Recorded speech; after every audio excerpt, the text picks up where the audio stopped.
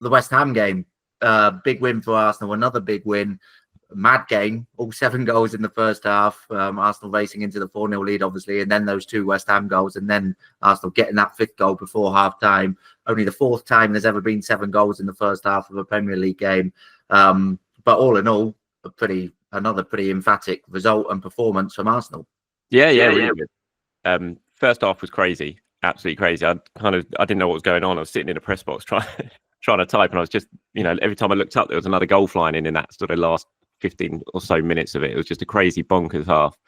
I think that 5th goal just before half time was so crucial for Arsenal, because you could sense in the stadium, from them being completely flat, those 2 goals, suddenly there was belief around the place again that they could do something pretty special. And so getting that 5th goal and just quietening that down, and I think that would have completely changed the mood in both dressing rooms as well. Had West Ham gone in at 4-2, they'd have sensed something was happening, but just sucked the life out of their comeback, I think. And the second half was kind of perfect in a way for Arsenal. They could just ease off, go through the gears, and just make sure they kept West Ham at arm's length, because the job was already done. So it's a stadium that holds some sort of happy memories for Arsenal. They've had some big wins there. Obviously 6-0 last year. I remember Alexis Sanchez running riot there not so long ago and scoring a hat-trick. In another time they scored 5. So it's a stadium which, like I said, holds some good memories for Arsenal. And this was a really emphatic win on the back of, the sporting success as well. It was just a brilliant week for Arsenal. Coming back from the international break, you looked at this week, it's been a real big one to try and get some momentum going. They've played 3, won 3, scored 13. I mean, that momentum that I think every Arsenal fan wanted to see their team finally start getting, they've certainly got that now.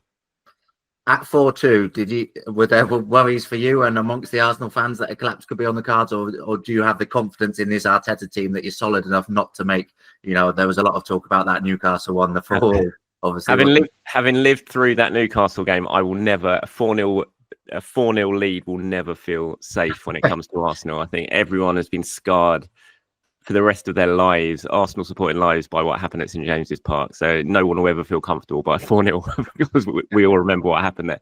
I mean, where I was in the press box, about 8 miles away from where the away fans are in the London Stadium, such is the distance between everything at that place. So you couldn't really get the sense of what it was like. But I'm sure, I was thinking it. People around me were thinking it and talking about it. And I'm sure they were all thinking about what happened at Newcastle. So yeah, it's unfortunately a bit of muscle memory stored away that's never gonna leave any Arsenal fan. But like I said, that 5th goal just sort of put all those thoughts to bed, and you could sense that Arsenal were comfortably going to go on and win that game.